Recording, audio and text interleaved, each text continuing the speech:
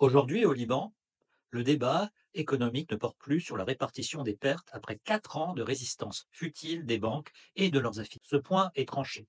72 milliards de dollars ont disparu du système bancaire. Et depuis, la situation s'est aggravée. Le vrai affrontement oppose désormais ceux qui réclament la transparence et ceux qui veulent maintenir le secret bancaire. Les réformateurs, soutenus par les bailleurs internationaux, exigent la levée du secret sur 10 ans et ainsi faire la lumière simplement sur ce qui s'est passé et en obtenir des preuves. Le parti des banques, très influent au Parlement, s'y oppose fermement. En tant qu'économiste, je ne traite pas ici des cas de fraude ou de détournement. Cela relève de la justice. Mais sans audit, sans levée du secret, il est impossible d'analyser les causes systémiques de la crise. Le Liban ne pourra pas reconstruire sa crédibilité sur une base opaque. Aujourd'hui, les banques ne disposent plus que de 10 milliards de dollars de liquidités pour 89 milliards de dépôts. Cela signifie que chaque dollar déposé ne vaut plus que 11 cents. Mais cette décote n'est pas nouvelle.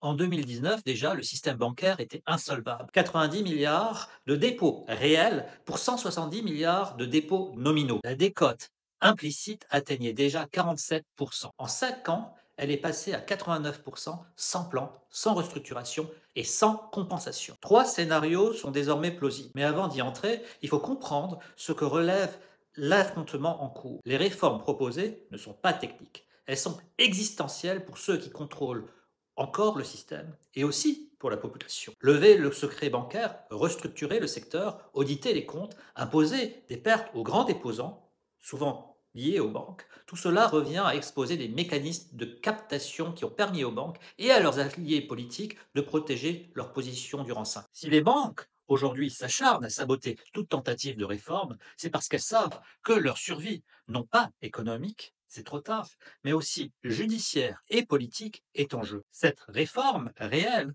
implique de relever les responsabilités de chacun. Et toute restructuration effective implique de les exclure du processus. C'est le cœur du blocage. Les trois scénarios qui suivent ne sont donc pas de simples hypothèses économiques. Ils traduisent trois rapports de force possibles entre institutions, bailleurs et responsables politiques, ainsi que les déposants et les banques. Jusqu'à présent, seuls les déposants, en fin de compte, ont payé seuls le prix du silence. Le premier scénario repose sur une restructuration ordonnée avec l'appui d'une aide internationale de 15 à 20 milliards de dollars.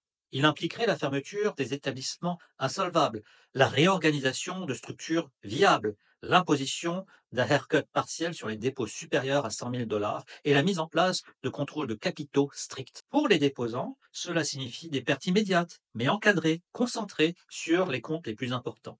Les petits déposants seraient protégés.